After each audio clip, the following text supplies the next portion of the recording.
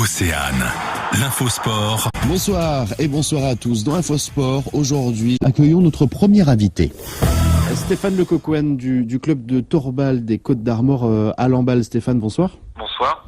Une simple question, le Torbal, qu'est-ce que c'est Stéphane ? C'est un sport collectif de ballon sans la vue qui à l'origine a été créé pour et par les personnes déficientes visuelles après la Seconde Guerre mondiale du côté de l'Allemagne. C'est pour ça d'ailleurs qu'on dit Torbal et pas Torball comme le handball. Un des seuls sports pratiquement, en tout cas il n'y en a pas beaucoup, adaptés à la perte de la vue. Que les joueurs sont pour la plupart des non-voyants et des malvoyants. Comme vous n'avez plus la vue, vous avez un ballon sonore. C'est un sport donc collectif, 2 équipes de 3 joueurs qui se font face, un terrain de 16 mètres sur 7 mètres, donc des buts assez grands. L'équipe est à la fois attaquante et en position de défense. Donc à un moment donné, vous attaquez, vous lancez le ballon sous 3 ficelles qui séparent les 2 équipes. 3 ficelles à hauteur de 40 cm du sol. Et quand moi je tire, je dois absolument tirer sous les 3 ficelles qui séparent les 2 équipes, en dessous, sans les toucher. Sinon il y a des grelots et ça fait du bruit. Et il y aura faute, coup franc éventuellement. Et donc l'équipe adverse, quand elle va entendre le ballon, puisque c'est un sport où la qualité première c'est la concentration, l'écoute, parce que comme vous perdez un sens, vous avez encore le toucher et surtout l'ouïe. Dès le moment que le ballon va quitter la main de l'équipe adverse, de l'attaquant, l'autre équipe va se mettre en position de défense et va donc plonger de tout leur corps par terre, au sol, pour faire un barrage, 3 joueurs, et ça fait à peu près 7 mètres de barrière pour arrêter avec tout son corps, que ce soit les bras, le visage, le ventre, les jambes, d'essayer de contrer le ballon et de contre-attaquer à nouveau par la suite. Ce sport-là est donc un sport handisport pour personnes en situation de handicap, sauf que moi, par exemple, je ne suis pas une personne en situation de handicap. Moi, je suis voyant. Malgré tout, je peux y jouer. Donc là, c'est un sport qui a su, pas dans les premiers temps, mais depuis quelques années seulement, ils ont eu l'intelligence, je pense, pour développer leur sport, de l'ouvrir aux personnes valides. D'habitude, c'est le contraire.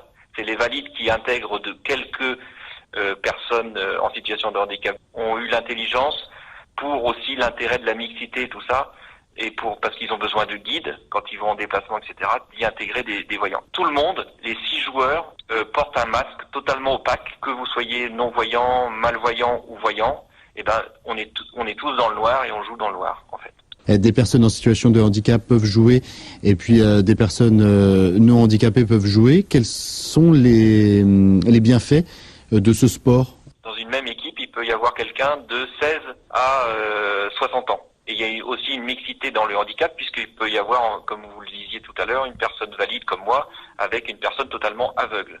La seule mixité qui n'existe pas, en tout cas en compétition, c'est que les filles se mélangent pas avec les garçons. L'intérêt, c'est notamment de découvrir le monde du handicap visuel, qu'est-ce que peut vivre une personne en situation de handicap visuel, et de se dire, mais malgré son handicap visuel qui n'est pas rien, ces personnes-là nous apprennent que malgré le handicap, malgré des handicaps, on peut tous, si on y croit, dépasser nos propres limites. Stéphane, sur le terrain justement, en termes de communication, parce qu'il faut quand même communiquer entre les joueurs dans un sport collectif comme ça. Comment ça se passe ? Parce qu'il faut à la fois être attentif, bien développer justement l'ouïe pour compenser la perte du sens de la vue. Comment ça se passe justement entre valides, la communication, et entre justement aveugles ? Oui, c'est un travail aux entraînements. Vous êtes 3 sur le terrain, donc ça demande une confiance dans les uns et les autres. Et puis aux entraînements, on a des codes qui nous permettent de déclencher une stratégie, une technique, des passes, très rapidement que mon coéquipier qui est ailier gauche puisse comprendre que je vais arriver debout et lui faire la passe debout, par exemple, au lieu d'une passe au sol. Donc c'est plein de petits codes. Et puis très rapidement, comme on travaille ensemble tout le temps, on sait pratiquement exactement où se positionnent les 2 autres. Donc en fait, si vous voulez, la première compétence qu'il faut avoir quand vous faites du torbal, c'est d'avoir un repérage mental du terrain et des coéquipiers, des ficelles, de l'ensemble de l'environnement dans sa tête. Finalement, vous voyez, parce que c'est impressionnant et c'est ça l'intérêt de ce sport-là, c'est capable de tirer à des endroits très précis, de circuler sur le terrain comme si on pouvait penser qu'il voit. Donc c'est beaucoup de licenciés dans ce sport, dans les Côtes d'Armor, en Bretagne et en France. Le premier club de torbal dans les Côtes d'Armor, c'est la MJC de Lamballe, la Maison des Jeunes et de la Culture de Lamballe, qui a accepté d'autoriser la création de la section sportive que je me suis occupé. Et donc j'ai eu des garçons dans un premier temps, et puis j'ai eu la surprise de voir des filles arriver, non-voyantes, malvoyantes, etc. Et puis de dire à tout ce beau monde, on est arrivé à de rien à un effectif de 11, garçons, filles compris, à devenir, mais vous voulez faire de la compétition? Dès le départ, peut-être là où on peut me reprocher d'avoir été un peu trop vite. Et en fait, ils ont tous dit oui. Pour résumer et vous donner quelques résultats, pour notre première saison, en termes de résultats, c'est extraordinaire. C'est que les garçons, on a fini 3e, on a été sur le podium, médaille de bronze de la 5e division nationale. On a été à Nice, on a été à Strasbourg, etc., etc. Donc en plus, c'est des découvertes, humainement, c'est très fort. Les filles, elles ont affronté les meilleures équipes françaises. On a fini, je crois, 6e sur 8, mais c'était extraordinaire. Et en plus, on a eu l'audace d'aller en Coupe de France. Donc là, affronter les meilleures équipes masculines. Et on a été jusqu'en 8e de finale. Là, déjà pas mal, voire inespéré. Et en fait, on a sorti une des meilleures équipes françaises en 8e de finale, Marseille. Après prolongation, on est allé jusqu'en quart de finale, et là en quart de finale, on a perdu 5-3 seulement contre Poitiers, un des plus grands clubs en France de torbal chez les garçons. Il y avait de la compétition également le week-end dernier? Oui, alors donc ça c'était l'année dernière, tout en faisant découvrir cette activité-là, en ayant l'audace de les amener en compétition à peu près un effectif de 11-12. Moi je me suis en même temps, puisque c'est pas un sport quand même où on arrive comme ça, il faut avoir des connaissances sur le handicap visuel. Il y a une association nationale qui s'occupe du torbal en France, puisqu'on avait je vous ai dit tout à l'heure qu'on avait quitté la fédération handisport pour des raisons de développement, et pour ceux qui travaillent sur le torbal français depuis longtemps, c'est un sport qui vraiment mérite d'être connu et d'être développé. On a créé l'association nationale du torbal handivalide, l'ANTHV, Association nationale du torbal handivalide. Et donc il y a des formations d'arbitrage, des formations d'entraîneurs, et moi j'ai fait une formation d'arbitrage. Et donc effectivement, le week-end dernier, j'étais à Carquefou, où une nouvelle association sur Nantes, ça va faire la 2e, ce qui s'appelle Avançons Ensemble, donc qui vient de se créer avec une équipe masculine. Donc ils organisaient un championnat de France de 4e division, et moi je me suis déplacé cette fois-ci à titre personnel pour arbitrer les différents matchs de la journée. Merci beaucoup Stéphane. Du coup, les prochains matchs? Pour moi, donc pour l'instant, j'ai fait une pause sur le développement du torbal dans les Côtes d'Armor pour des raisons diverses. Les Costa-Armoricains qui avaient débuté chez moi aussi, donc pour l'instant, ont été mutés dans d'autres clubs. Donc pour vous dire les choses vite fait, il y a les Costa-Armoricains, il y en a. Moi, je joue à Laval en 2e division nationale. Il y en a un qui joue à Angers, il y en a un autre qui joue au Mans. Les filles jouent pour l'une à Poitiers, pour l'autre à Nantes.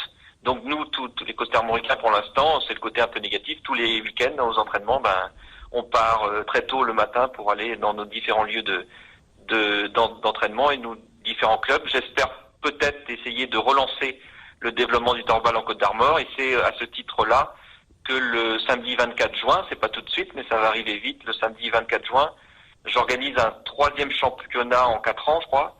Et cette fois-ci, ce sera une première, je crois, dans les Côtes d'Armor, ça c'est sûr. Une première peut-être même en Bretagne. On va organiser un championnat de France de torbal féminin. Il va y avoir 10 équipes de la France entière qui vont venir, les 10 meilleures équipes françaises. Donc voilà, 50 joueuses à peu près qui vont venir pour se disputer le dernier tour, la phase finale du Challenge national de France.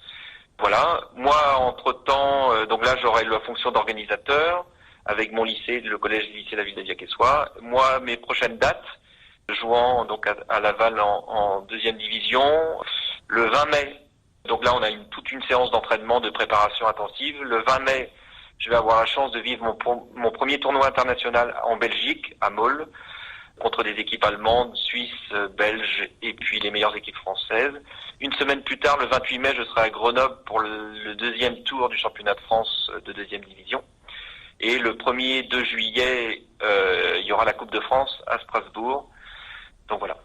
Et quelques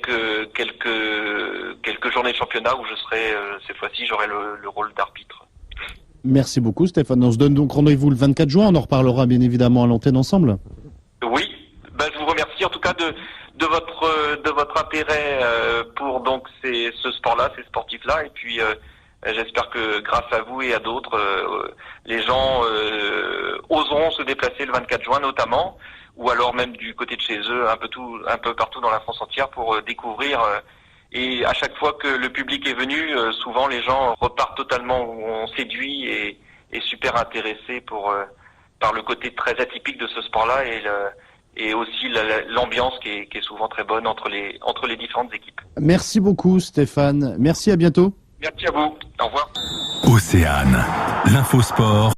Annuaire des clubs, calendrier, résultats, règlements sur torbal-anthv.fr.